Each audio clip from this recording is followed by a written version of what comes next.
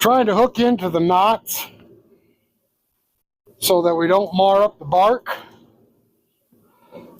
When the logs are this big, the bark doesn't hold the PV when you're trying to turn it, and therefore makes a mar mark in the bark. A lot of people want the bark on this when they purchase it.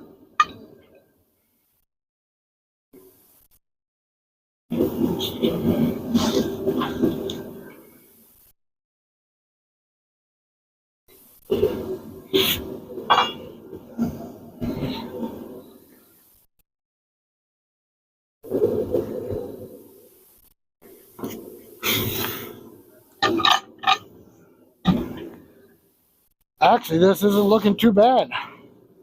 Everything's going as planned.